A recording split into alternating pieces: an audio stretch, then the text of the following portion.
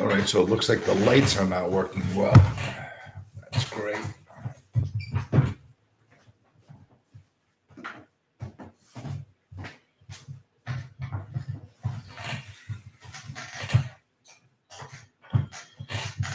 Okay, that doesn't seem like it's working well either. Maybe if we take out the shadow.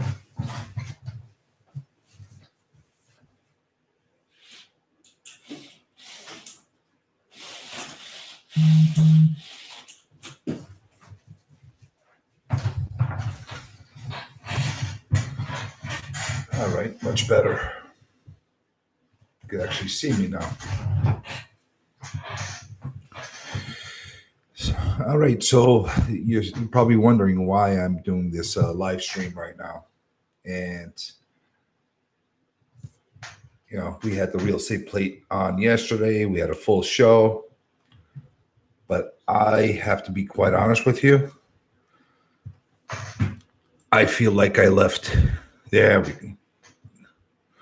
No, wait.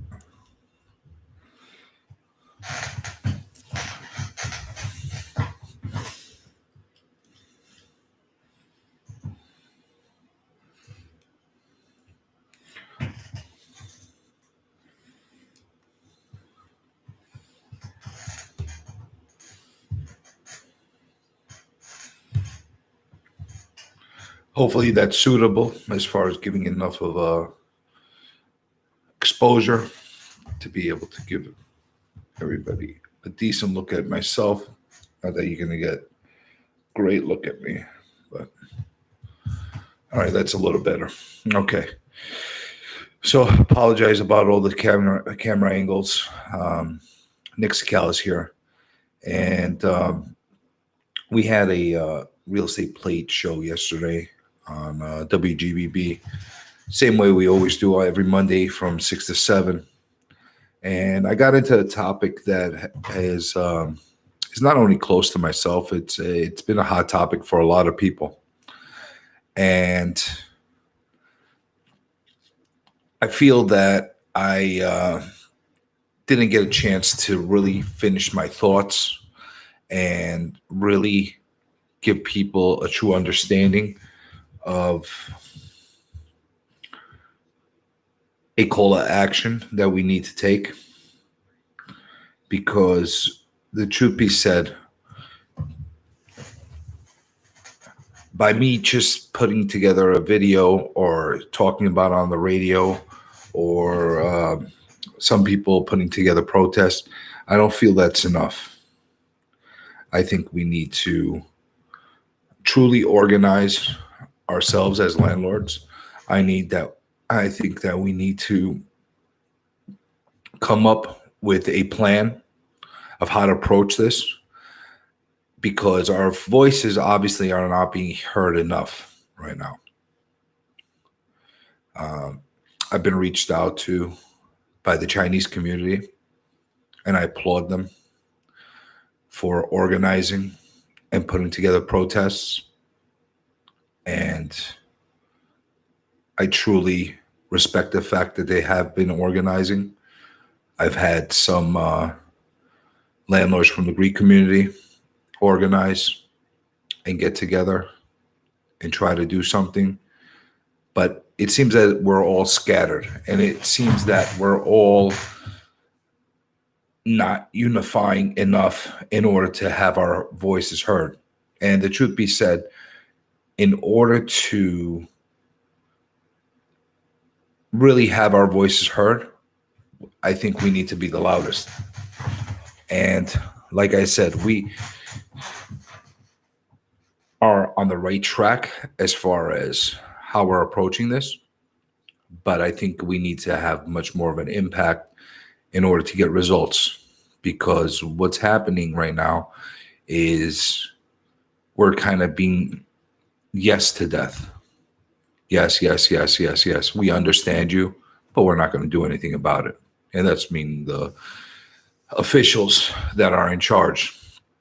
And they like to point the finger to the Fed, saying it's the Fed's fault. And I'm not even going to get into whose fault it is, whatever the case is. We need a solution.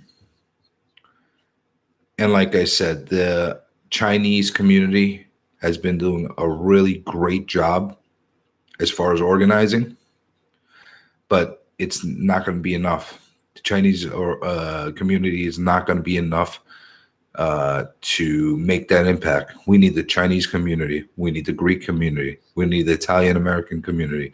We need the Hispanic community. We need the African American community.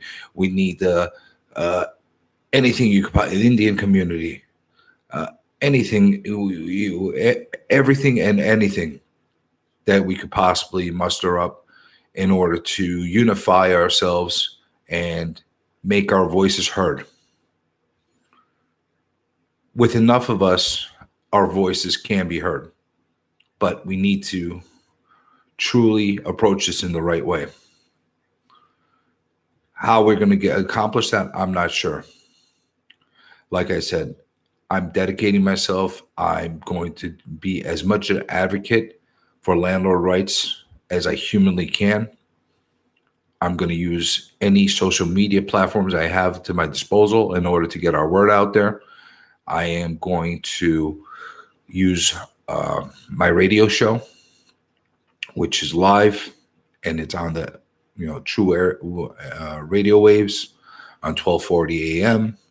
and on 95.9 FM, hoping that will reach other people as well. And we're going to have to reach as many platforms as possible. Now, the thing is, videos like this that I'm putting together, they don't necessarily get enough attention unless there's already enough attention on them to start with. And I know that sounds very weird, and it sounds very confusing as far as I worded it. And that's because it kind of is. We have to live in the world of algorithms where the more attention a post, a video, a picture, whatever it is that's on the web, whether it's in YouTube, Facebook, Twitter, Instagram, etc., if it's not getting enough attention and not enough action on it, it starts moving down in the rankings. So when they have other people that are searching, for example, NYC Landlords, it won't show up. So I'm calling out to everybody that's watching this now live and anybody that's going to watch it in the replay in the future to comment as much as humanly possible. It's definitely going to help the algorithm. It's definitely going to help get us in higher rankings. If you haven't already subscribed to the channel, please do so. And you'll be notified of any future videos that will be posted.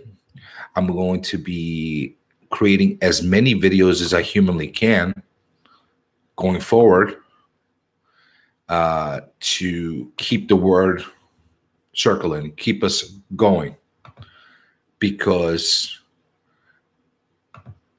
that's the only way we're going to get attention. I'll say something. Whether you are a fan of our current president or you're not a fan of our current president, the one thing President Trump has proven to us is that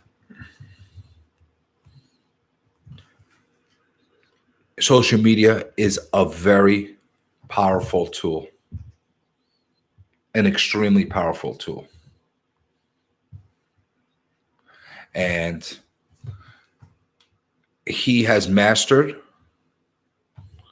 turning turning Twitter into a platform where it could be a mouthpiece. And I think we could do the same. Maybe not Twitter. Maybe it's Instagram. Maybe it's YouTube. Maybe it's Facebook. We have to use everything. We have to use everything to our disposal in order to get our word out there. And like I said, I need your help. I need all the landlords community, the entire landlord community support in order to accomplish this. One man can't do it alone, but many can do it together.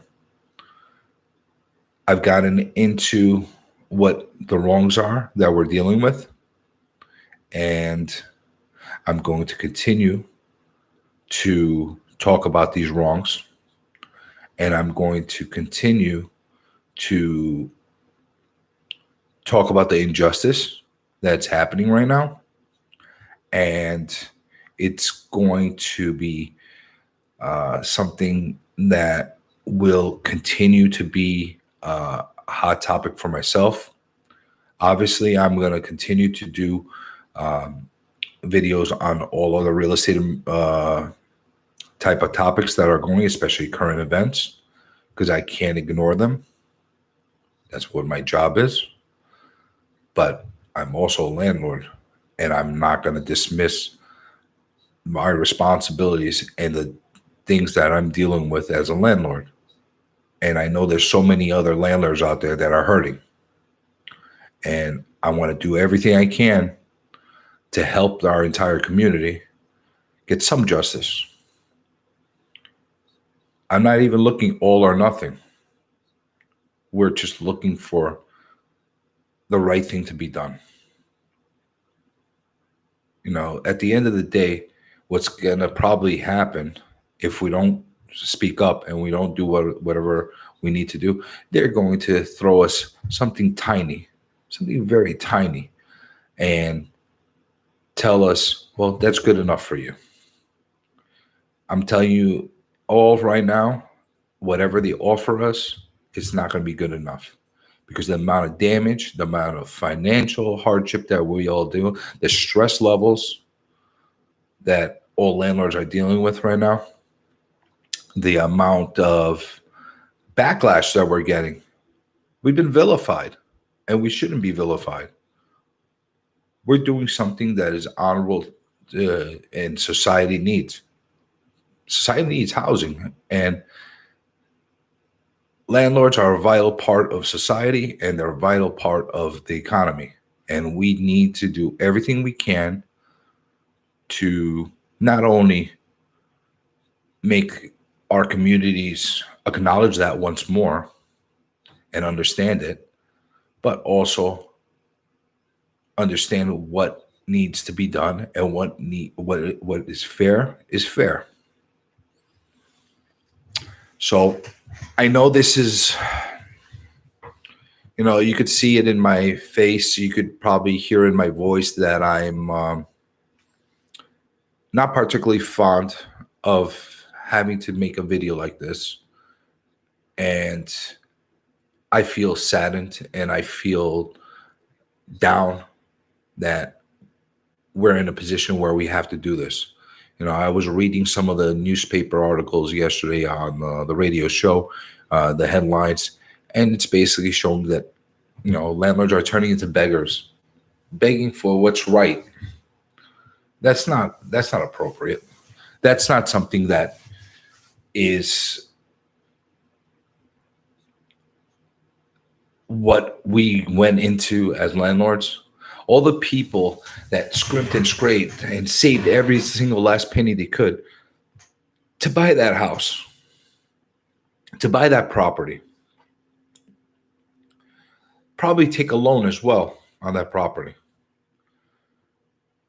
and continue to work hard to pay off that loan, to pay the property taxes, to pay DP water bills, to pay Con Edison, to pay National Grid, to pay the oil department, to pay the insurance, to pay all the maintenance that happens, to pay all the destruction that not so nice tenants do.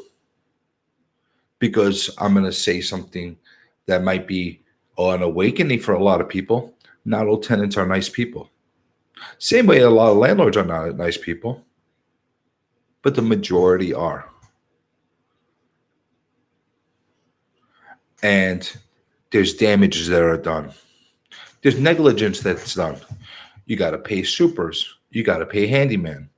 You have to pay painters. You have to pay all these different sets of people. and all these professions and all these various type of trades that are needed in order to sustain buildings and homes.